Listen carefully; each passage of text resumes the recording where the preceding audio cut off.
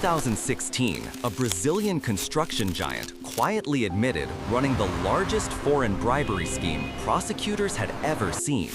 Governments shook, presidents fell, and billions in public contracts were suddenly tainted by whispers of systematic corruption. Yet even after record fines and dramatic arrests, investigators noticed something strange. Crucial projects were missing from official files.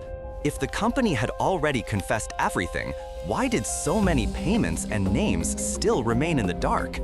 The story begins with Odebrecht, a family-controlled construction empire that helped build highways, dams, metros across Latin America.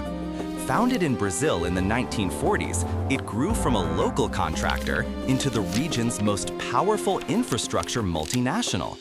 By the late 2000s, under grandson Marcelo Odebrecht, annual revenues exploded as the firm won megaprojects from Peru to Venezuela. Politicians praised Odebrecht as a development partner, while journalists quietly questioned how one company kept winning so many tenders. The numbers were staggering: more than $700 million in bribes and billions in inflated or rigged public contracts.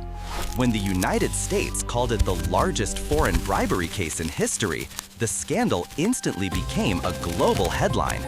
Across Latin America, people started asking, were their taxes funding progress or secretly financing a vast corruption machine? And at the center stood one mysterious unit inside Odebrecht, created to structure operations and manage payments. That is where the first timeline twist begins. A hidden department whose true purpose looked nothing like normal corporate finance. In 2006, Odebrecht quietly formed the Division of Structured Operations, a bland name hiding a very specific mission. This unit did not design bridges or tunnels. It designed payment routes, code names, and offshore pipelines for secret money. Employees used nicknames like Gigo and Waterloo, while recipients appeared in spreadsheets as Bambi, Stalin, even Darth Vader. Instead of internal memos, they chatted on an off-the-books platform called Drusus, invisible to ordinary company auditors and regulators. Massive transfers were carefully split into smaller chunks, so banks would see noise, not patterns pointing toward coordinated bribery. On paper, everything looked like routine consulting fees and contracts. In reality, it was a shadow payroll for influential decision-makers. And still, despite early rumors, most governments kept awarding Odebrecht more projects, as if nothing truly alarming was happening. The turning point came in 2014, when Brazilian prosecutors launched Operation Car Wash, initially focused on small-time money laundering schemes. Tracing suspicious transfers, investigators stumbled onto overlapping networks linking fuel stations, shell companies, Petrobras, and eventually Odebrecht itself. Raids, plea deals, and seized laptops slowly revealed that the Division of Structured Operations functioned like a dedicated bribery department. Spreadsheets logged hundreds of payments, while offshore accounts in Switzerland, the Caribbean, and Panama moved funds for favored politicians. In 2015, Marcelo Odebrecht was arrested, and 3 countries later negotiated a massive plea deal demanding unprecedented transparency. Publicly, Odebrecht admitted paying hundreds of millions in bribes between 2001 and 2016, promising full cooperation with prosecutors worldwide. Many assumed the nightmare was finally mapped out.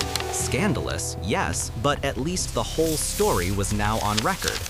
But investigators and journalists noticed peculiar gaps in the confession. Huge projects, rumored for years, were simply not mentioned. One glaring example was Punta Catalina, a multi-billion-dollar coal power plant in the Dominican Republic, cleared in local investigations. Another was the metro system in Quito, Ecuador, where prosecutors officially concluded there was not enough evidence of bribery. Even a massive gas pipeline in Peru, the country's flagship project, appeared strangely clean in public documents and court filings.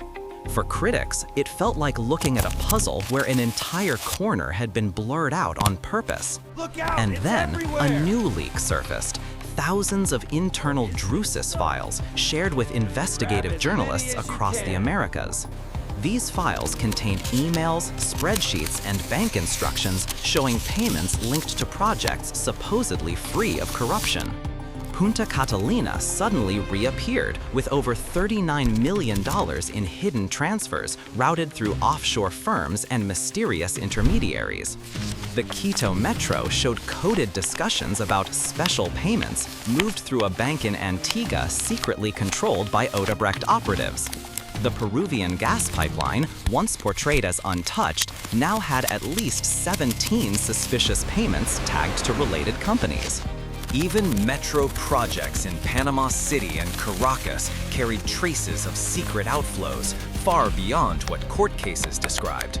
Each document contradicted the comforting idea that Odebrecht had already told the world everything important about its misconduct. And with every new payment uncovered, one question grew louder. Who decided which secrets would be shared and which buried?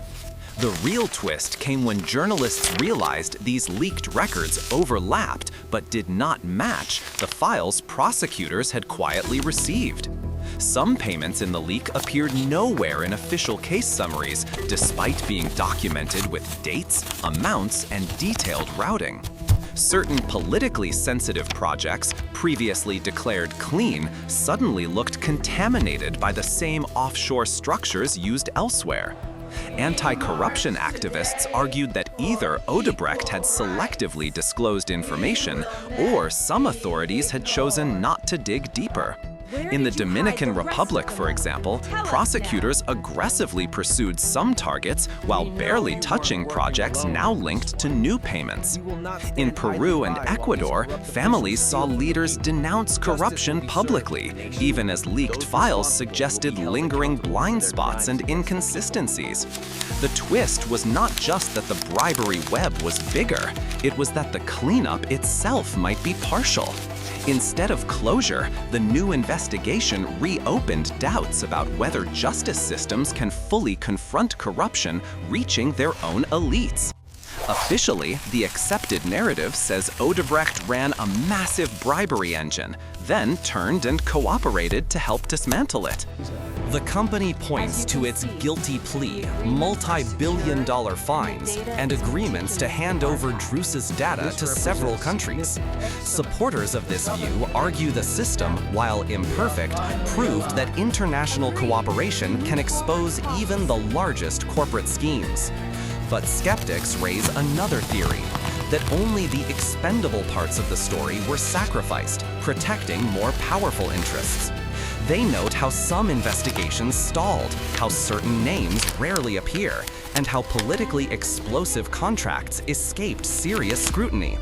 Others suggest prosecutors, overwhelmed by data and constrained by resources, simply focused on cases they believed they could actually win.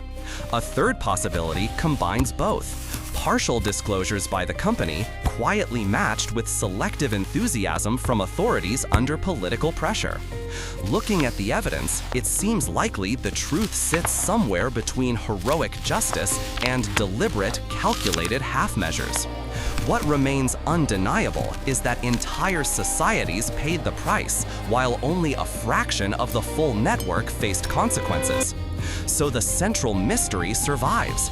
How many undisclosed payments and unnamed beneficiaries are still hidden beyond the reach of courts? Was this primarily a rogue corporate machine buying influence, or a mutually convenient pact between business and entrenched political elites? Do you see courageous prosecutors slowly winning, or institutions quietly negotiating how far they really dare go? After hearing this, which explanation feels closer to reality for you, and what unanswered detail troubles you the most?